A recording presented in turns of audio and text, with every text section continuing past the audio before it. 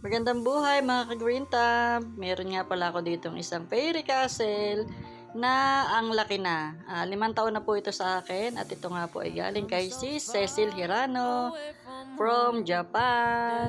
Ito po ay namulaklak na ngayon lang after 5 years. At patatanggal ko nga pala kay tatay itong isang sanga na ito. Ayun, at pinutol na po ni tatay kasi nasasanggahan yung pagbuka niya. Kaya sabi ko, tanggalin muna yung isang sanga. Ayun, at diba maganda siyang tingnan. Ngayon nga po, ang oras ay 8:45 in the evening.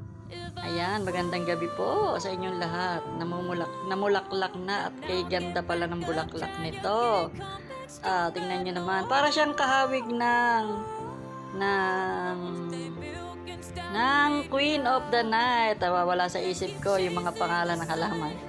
At ang laki niya. Mas malaki po siya sa Queen of the Night. Hindi ko siya masukat sa kamay ko kasi nga mataas. Ayan, dito lang ako. Ang height ko po ay 5'5", pero andyan po siya. Siguro po ito ay nasa 7-footer na tong aking fairy castle na to. Kaya hindi ko siya abot at mayroon lang akong tripod para ito ay aking mabidyohan. Ayun o, ganda. Hindi pa siya masyadong buka kasi nga maaga pa. Sa gabi din pala siya bumubuka, parang si Queen of the Night, panggabi siya. Ayun, at natuwa naman akong videohan siya kasi nga ang ganda-ganda niya. Ito po yung puno niya. Ayan, at kalaki-laki. Ayan, ito nga po ay medyo bumuka na.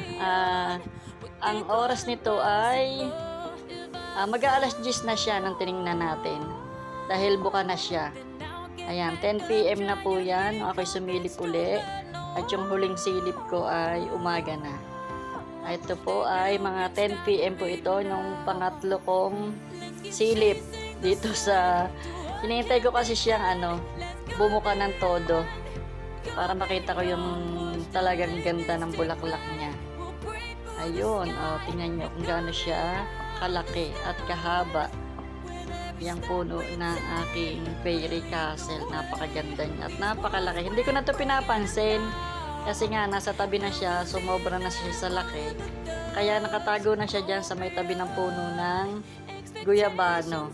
At nagulat ako kanina, buti nakita ko may bulaklak siya. Malapit na siyang bumuka nung makita ko siya, buti nakita ko may bulaklak na pala. At ang ganda-ganda pa. Buti na lang, nabidyohan natin. Yan.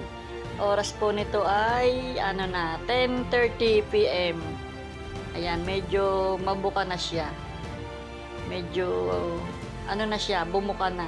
Pero hindi pa siya yung bukang-buka nga. Ayan o. Yung green niya nakapalibot sa, ayan. Ito ay mga 10:30 na. Ito, mga 10:30 na ito. At bukang-buka na talaga siya. Ganda niya. Diba, nakakatuwa? Nung bumuka na siya. At pagising ko ng umaga, mga alas 6 ng umaga, ay kala ko wala na siya.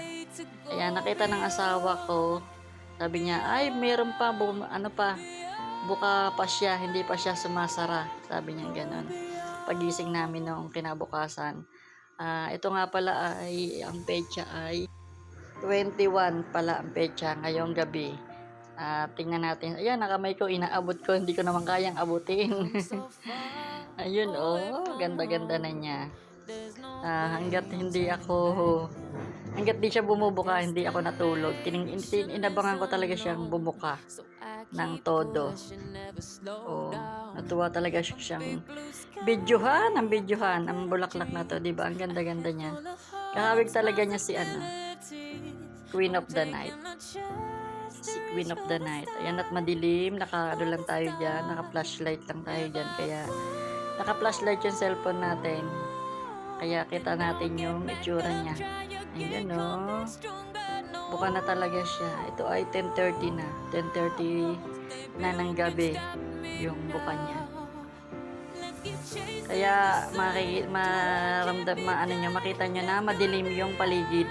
Pero ito lang talaga yung inantay ko, yung pagbuka niya. Ganda. Ang ganda ng bulaklak niya. Ang laki-laki niya. Halos kasi laki siya ng palad ko. Yung laki ng bulaklak niya. At ayun na nga, umaga na. Alas 6 na ng umaga. At kitang-kita ko na yung kagandahan niya. Ayan o, namumukadkad. Gising pa rin siya. Ganitong oras ng umaga. Maliwanag na po. Ayan, maliwanag na po ang paligid. Wala na yung dark na dark black. Ito na po yung ngayon, alas 6 na ng umaga. Pagkagising pa lang yan, hindi pa kami naghihilamos. yan agad ang tiningnan namin. Ang ganda niya. Ayun o, nasa tabi po siya ng puno ng guyabano. Yan, lahok-lahok na yung mga halaman dyan na nakapalibot sa kanya. Naglahok-lahok na. Bye everyone! Thank you so much! Salamat sa panonood ng aking video. Bye! See you on my next vlog!